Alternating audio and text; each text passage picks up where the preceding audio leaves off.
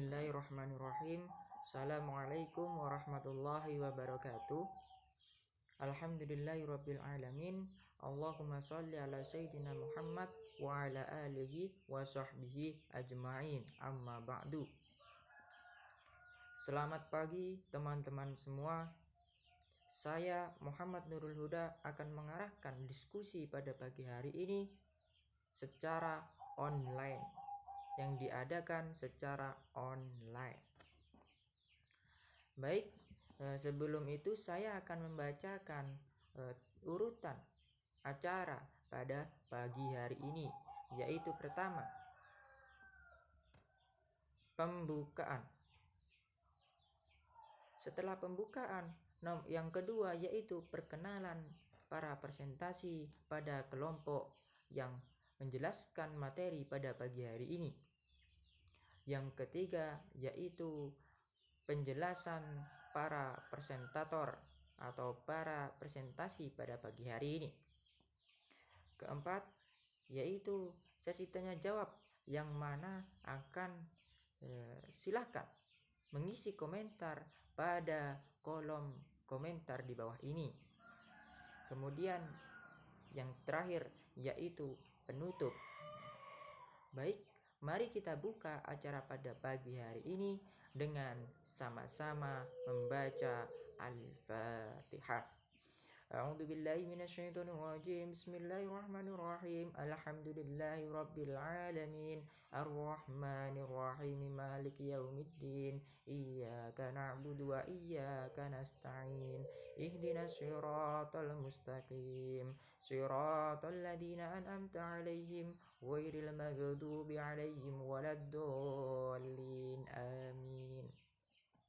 Semoga dengan dibacakan surat Al-Fatihah, acara diskusi yang diadakan secara online ini berjalan dengan lancar. Amin amin ya rabbal alamin.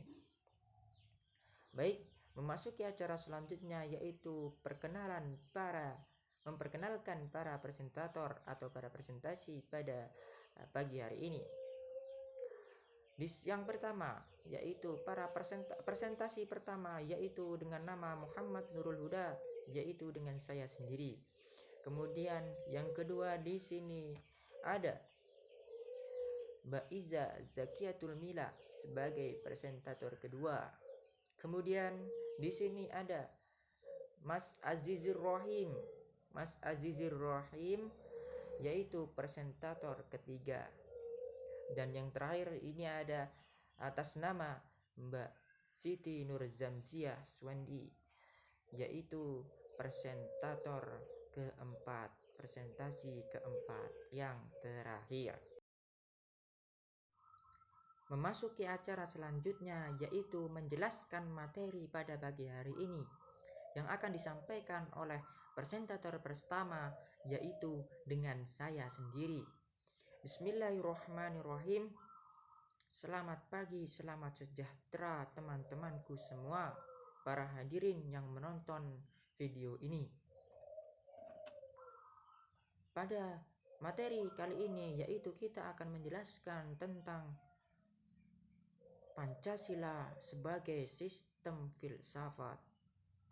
Secara etimologis, Pancasila menurut Muhammad Yamin dalam bahasa Sanskerta dari India, yang mana memiliki dua arti secara leksikal, yaitu panca yang artinya 5 dan sila yang artinya batu sendi, alas, dasar, peraturan tingkah laku yang baik. Kemudian secara harfiah memiliki arti yang artinya yaitu memiliki 5 dasar. Kemudian pengertian secara historis, di sini para tokoh mengemukakan yaitu pada sidang BPUPKI tanggal 29 Mei 1945 dan 1 Juni 1945. Dalam sidang BPUPKI pada tanggal 29 Mei 1945 yang dikemukakan Mr. Muhammad Yamin yaitu sebagai berikut. 1. Peri kemanusiaan. 1.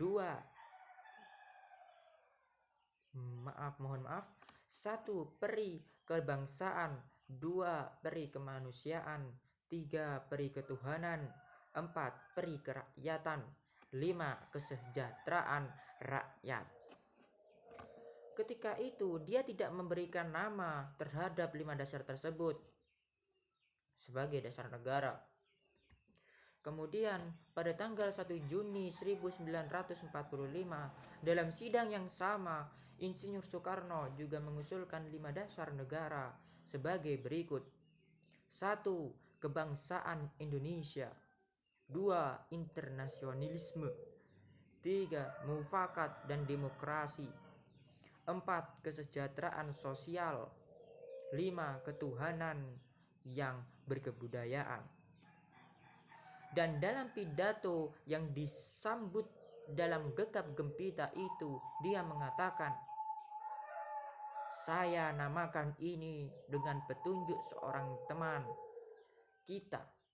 Saya namakan ini dengan petunjuk seorang teman kita, ahli bahasa. Namanya ialah Pancasila." Yang mana ditulis dengan bahasa dahulu yaitu P-A-N-T-J-A-S-I-L-A, Pancasila. Kemudian yang selanjutnya yaitu Piagam Jakarta tanggal 22 Juni 1945. Rumusan 5 dasar negara Pancasila tersebut kemudian dikembangkan oleh Panitia 9 yang lazim disebut demikian karena beranggotakan 9 orang tokoh nasional, yakni para wakil dari golongan Islam dan nasionalisme. Mereka adalah Insinyur Soekarno, Dr. Andes Muhammad Hatta, Mr. A.A. Maramis, Abikusno Jokrosojoso,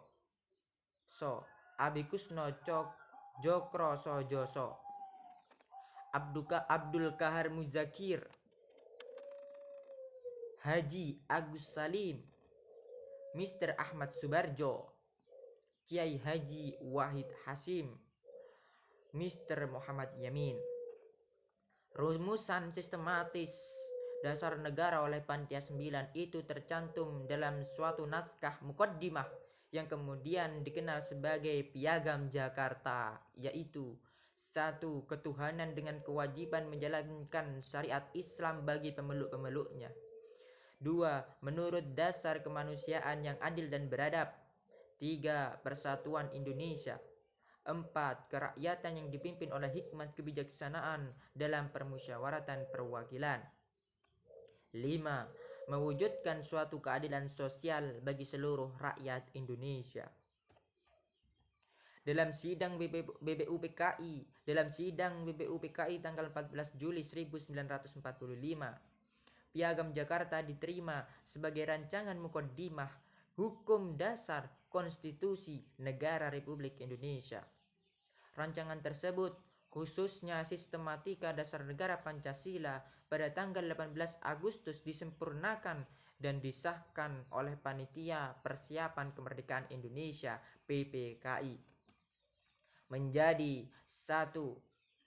Jadi dalam sidang BPUPKI tanggal 14 Juli 1945, Piagam Jakarta diterima sebagai rancangan mukaddimah hukum dasar konstitusi negara Republik Indonesia.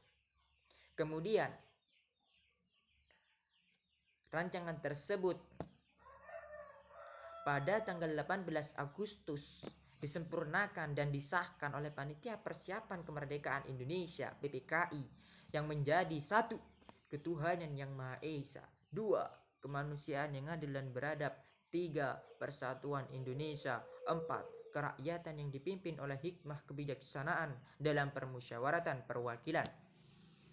5. Mewujudkan suatu keadilan bagi seluruh rakyat Indonesia, sebagaimana tercantum dalam alinea keempat pembukaan UUD 1945.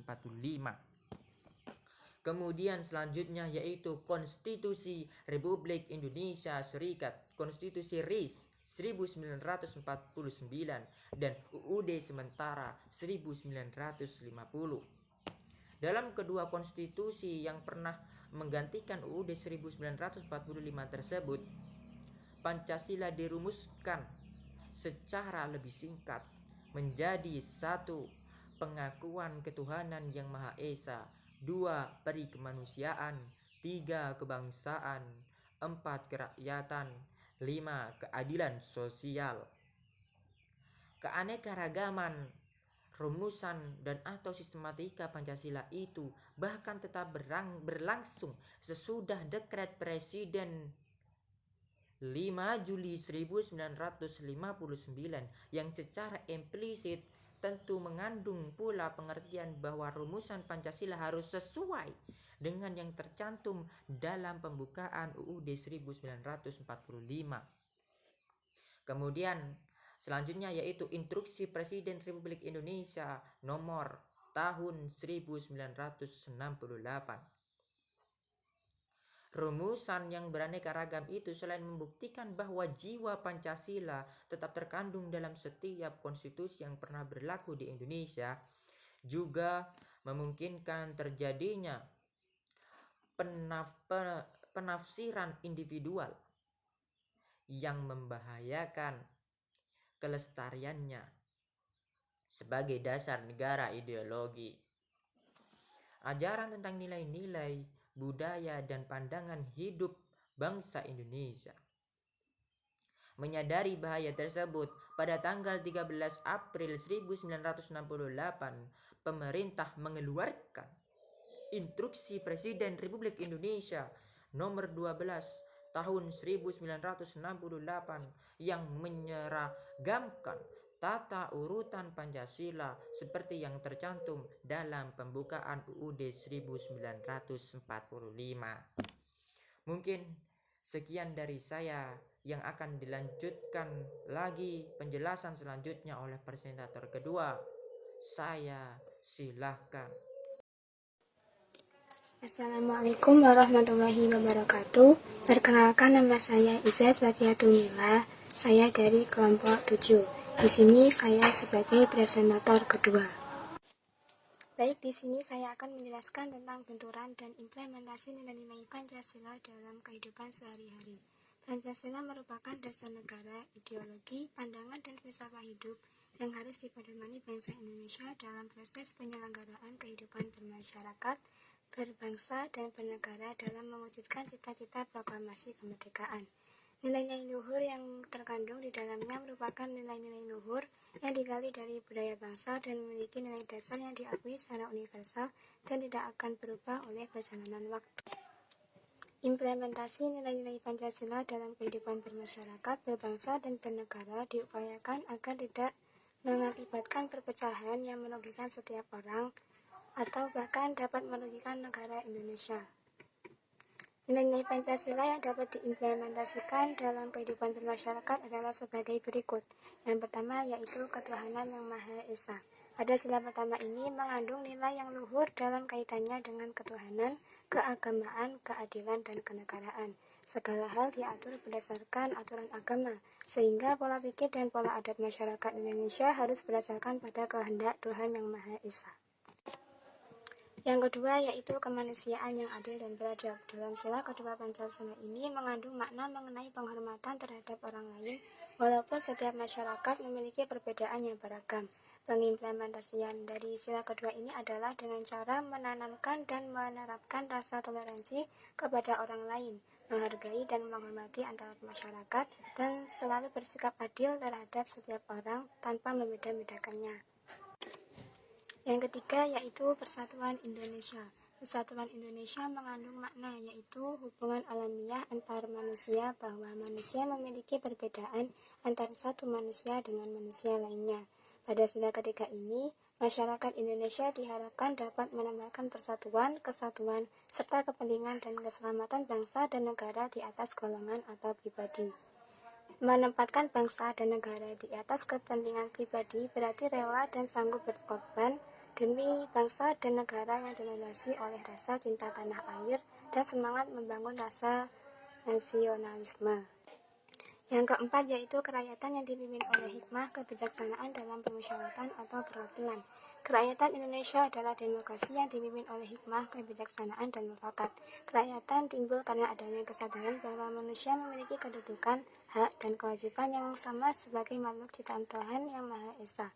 Oleh karena itu, perlu adanya kesadaran untuk menempatkan kepentingan negara dan bermasyarakat. Yang kelima yaitu keadilan sosial bagi seluruh rakyat Indonesia. Dalam sila kelima ini, masyarakat Indonesia menyadari sepenuhnya bahwa manusia memiliki hak dan kewajiban yang sama di mata hukum. Untuk menciptakan keadilan sosial untuk seluruh rakyat Indonesia, maka dalam hal ini perlu adanya kesadaran dan perkembangan sikap dan suasana kekeluargaan dan gotong royong untuk segenap masyarakat Indonesia. Untuk itu, perlu adanya kesadaran sikap yang adil antar sesama dan menjaga antara hak dan kewajiban serta menghormati harkat dan martabat orang lain. Terima kasih, sekian presentasi dari saya. Selanjutnya akan dilanjutkan oleh presentator ketiga. Terima kasih kepada presentator kedua. Kemudian saya persilahkan kepada presentator ketiga. Assalamualaikum warahmatullahi wabarakatuh. Perkenalkan, nama saya Azizur Rahim, presentator dari kelompok 7. Di sini saya akan menjelaskan tentang aktualisasi nilai-nilai Pancasila dalam paradigma berpikir dan bersikap. Aktualisasi sendiri itu artinya adalah sebuah kegiatan realisasi yang didasari dengan pemahaman akan nilai atau norma yang dilakukan dengan perbuatan atau tingkah laku kita dalam kehidupan sehari-hari. Dan untuk aktualisasi nilai-nilai Pancasila yaitu sebuah kegiatan atau tindakan kita dalam kehidupan sehari-hari yang mencerminkan akan nilai-nilai Pancasila.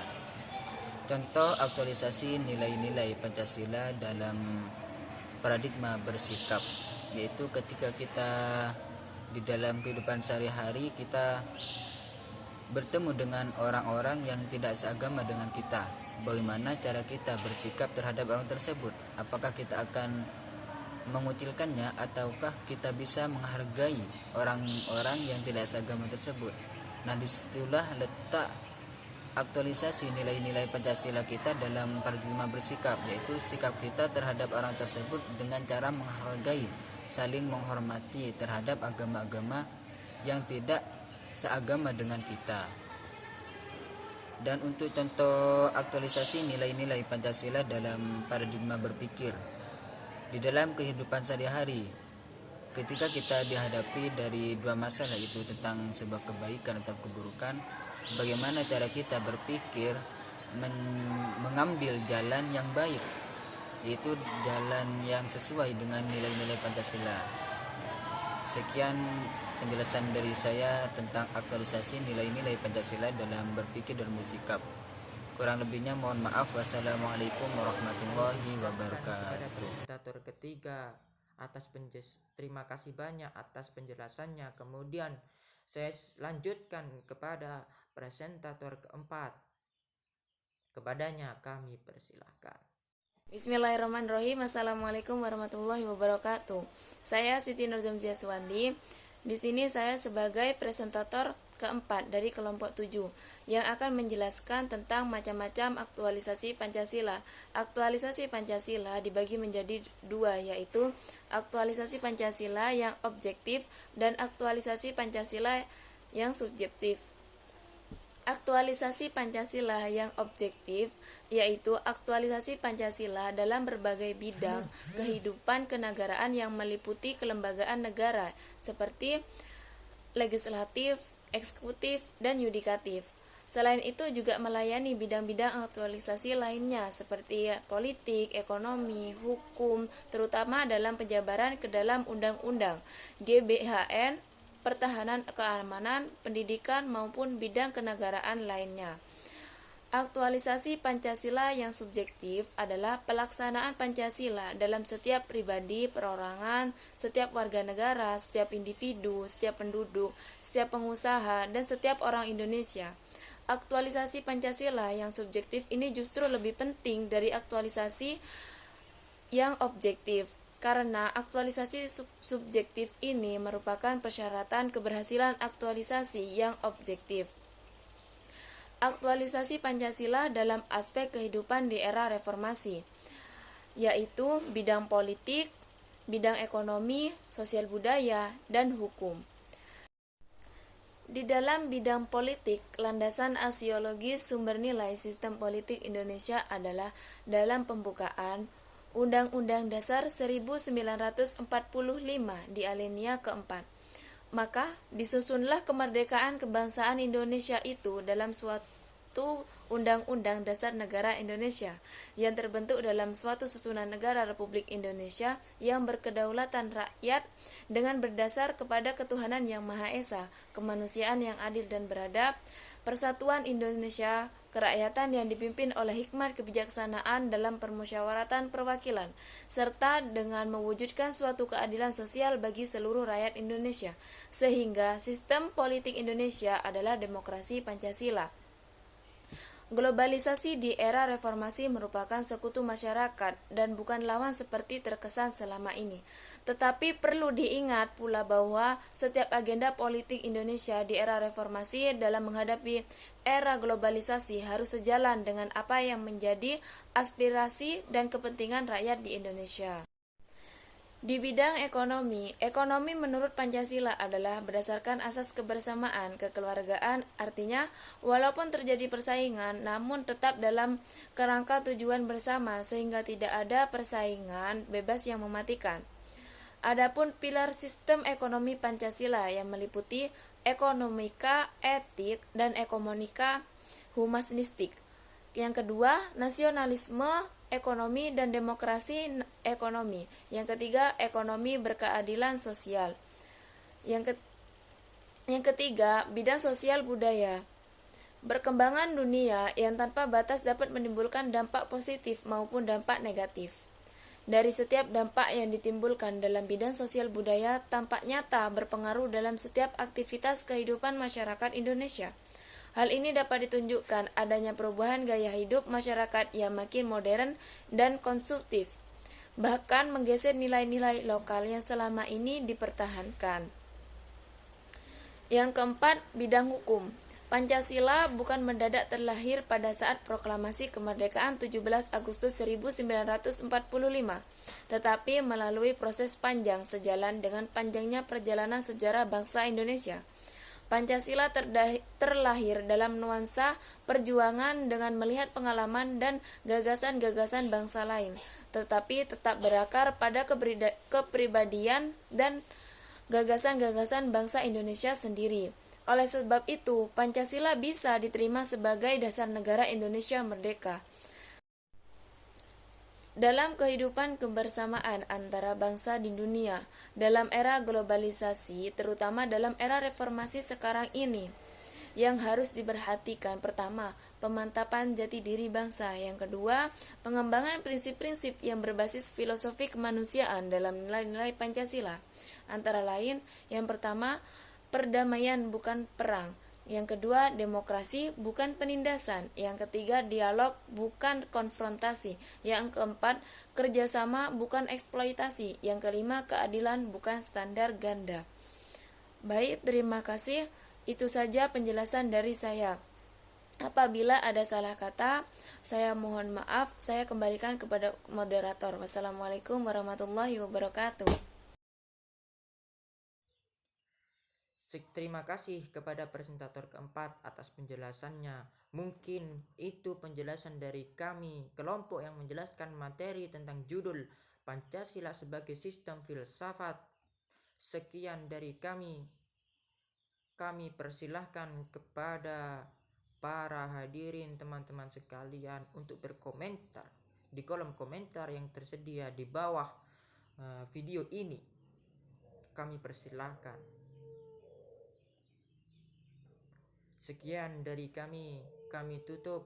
silahkan berkomentar di kolom komentar dan akan kami jawab pertanyaan Anda sekalian di kolom komentar. Wabillahi taufiq wal hidayah. Mohon maaf apabila ada kekurangan. Wassalamualaikum warahmatullahi wabarakatuh.